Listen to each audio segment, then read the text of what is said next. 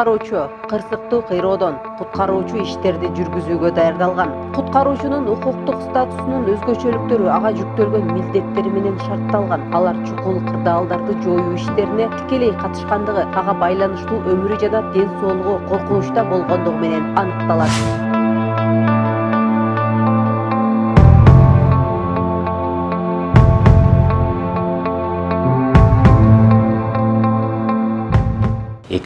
Жылы ошол түзүлгөн, болсо ошо 18 апрелде министрликтин буйругу менен түзүлгөн. Ал кезде ошол куткаруу кызматында кызмат жок болчу. Ошондуктан ушундай көйгөй суроолор пайда болгондон кийин жанакындай адамдарга жардам көрсөтө албай калган учурлар болуп калган. Ошол себептен биздин кызмат ошо 2001-жылы түзүлгөн. Куткаруучу бул кызмат адам өмүрүн сактоо жана башка бир катар өзгөчө кырдаалдар катталганда жана жарандар жардамга муктаж болгон учурда жеринде барып алгачкы жардам көрсөтүүчү топ. Өзгөчө кырдаалдар министрлигинин Бишкек шаардык 161 куткаруу кызматы күнү түнү нөөмөттө болушуп, кандай гана кырдаал болбосун чакыруу түшөр замат ошол аймакка тезинен жөнөп кетишет. Куткаруу иштери болсо биринчиден жол кырсыктары да болуп калат. Жол кырсыктары да болот. Ал ичинен ошол адамдарды ошол унаалардан чыгарып, аларга биринчи медициналык жардам көрсөтүү да болуп саналат. Ошонун баары иштери жүрүлөт. Жана ошондой эле шаар ичинде деле бизде көп учурлар болуп калат. Жанакындай эле көп кабаттуу үйлөр бар. Анын ичинде жанакындай кемпир чалдар же болбосо кичине балдар үйлөрүндө жалгыз калып калган учурлар болуп калат. Мунун баары анын арты кесепети да болуп кетиши мүмкүн, бул жактан өрт чыгышы да мүмкүн. Ошондуктан ошондой болгон учурда биринчиден жанакындай эле кошуналары же болбосо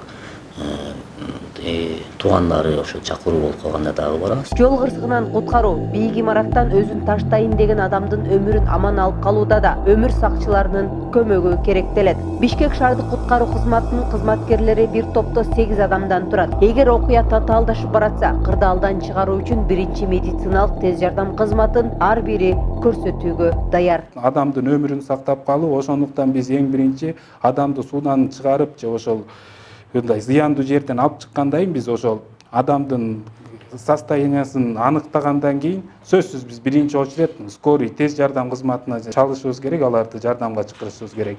Биз ошо кызматкерлер келгенче, ак халатчан кызматкерлер келгенче биз биринчи жардамды көрсөтөргө тийишпиз. Эгер адам өзүнүн эсине келип калса, эгер биз аны капталга мындай кылып эме кылабыз, капталдатып адамды жаткызабыз. Ошол өзүнүн какырыгы баягы адам суудан чөккөндөн өпкөсүндө суулар эметет, ошолор чыгып кайра мындай чалкасынан жатканда кайра оозго толуп кайра тумчугуп калбаш үчүн биз капталынан жаткызабыз дагы. Анан ал адам менен сүйлөшөбүз. Ал адамдын үстүнө жылуулап плед жабабыз, кийим жабабыз, плед жок болсо жылуулайбыз. Өзүнүн эсине келсе акырын отургузуп, чай, компот берсек болот. Бул биринчи ошо жүрөккө түз эмес массаж бардык учурда жасалат. Эгер эле баягы адамдын төс сөөгү жабыркабаса, бардык учурда жасалат. Адам качан ДТПга учураганда же ушу дымга тумчугуп калганда, сууга тумчугуп калганда, ошо жүрөгү токтоп калган малда биз эң биринчи эме жүрөгүн иштетүүгө аракет жасайбыз да.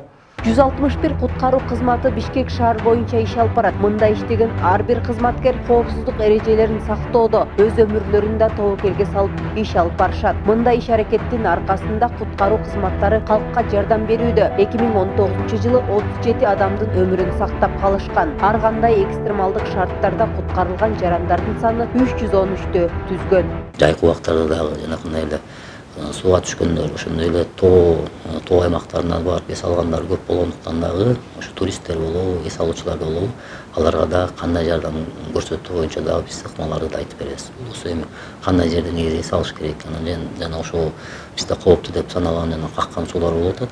Ошонун жээгинен эметип өздөрү негизи кооптонуш керек. Ар бир адам өзү сактаныш ошол боюнча эрежелерди айтып, жана ошол боюнча дагы айтып, мындай бул жерде ошол кызматыбызда да ошол ар кандай шаймандар менен кантип иштеш керек.